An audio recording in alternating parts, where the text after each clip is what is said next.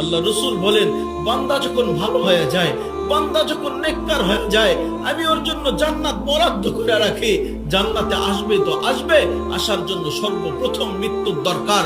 মৃত্যু কিভাবে হয়? একজন জান্নাতি মানুষের মৃত্যু তো এরকম হয়, আল্লাহ তাআলা নিজে মালাকুল মউতকে হেদায়েত দিয়ে পাঠায়, ফাযহাব ইলা আবদি ফুলান ওয়া আবদাতি ফুলানা, আমার অমুক বান্দা বান্দির কাছে যাও, ফাযহাব বিআহসানি সূরাতিক, তোমার সবচেয়ে সুন্দর চেহারা নিয়ে যাবা, যাতে তোমার বিকট চেহারা দেখা আমার উম্মত, আমার বান্দা যেন কালেমায়ে তাওহীদ ভুলা না যায়, ঈমান ভুলা যেন না যায়। ফাসাল্লিম আলাইহি, আমার পক্ষ থেকে ওই বান্দাকে সালাম জানায়া দাও। ওয়া কুল্লাহু উরিদু আন আযুরাহু, আর আমার বান্দার কানের পরে মুখ লাগায়া বলে দাও, আমি মালিক তার দিদারের জন্য অপেক্ষায় আছি, আমি অপেক্ষায় আছি।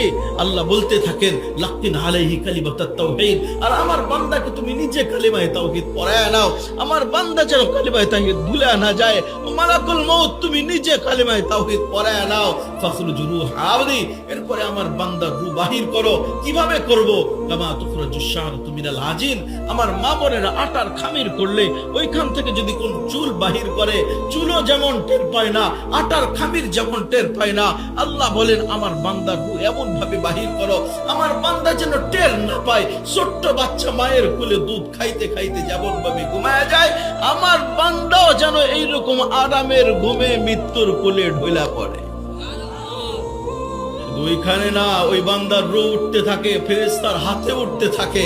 আস্তে আস্তে যখন আল্লাহর আরশের নিচে যায়, ওই সময় আল্লাহর কাছে আরজি পেশ করে, মালিক কতদিন না তোমাকে না দেখাই সেজদা করছি, কতদিন না তোমাকে না দেখাই 5 বার নামাজ পড়ছি, আজকে তোমার আরশের নিচে আসছি, আমাকে একটা জিনিসের ওয়াদা দাও। ওই কি জিনিসের অনুমতি চাইতেছো? ওই একটা জিনিসের অনুমতি চাই, সেটা হলো সারা জীবন না দেখা সেজদা করছি, আজকে একবার দেখা আপনার কদমে সেজদা দিতে চাই। আল্লাহ বলবেন, ও আমার বান্দা, সেজদা তো ইবাদত, আর ইবাদতের সম্পর্ক হয় আবেদ আর মাবুদের সম্পর্ক। একজন ইবাদত করবে আর একজন আর করবে। আবেদ আর মাবুদের সম্পর্ক এটা তো দুনিয়াতেই শেষ। তুমি তো চলে আসছো আমার কোলে, আমার রহমতের কোলে চলে আসছো। এখানে ইবাদতের কোনো সম্পর্ক নাই, এখানে তুমি মেহমান আমি মেজবান, তুমি মেহমান আমি মেজবান, আর মেহমান মেজবানের মধ্যে কখনো ইবাদত হয় না। তো কি করব? ইন রূহা আবদি ফি ইল্লিয়িন, আমার বান্দার রূহকে ইল্লিয়িনে রাখো। ইয়াজুরুনি গুদুওয়া ওয়া আশিয়া, প্রতিদিন সকাল সন্ধ্যা আমার বান্দার রূহ আমার দিদারে নিজেকে ধন্য করবে।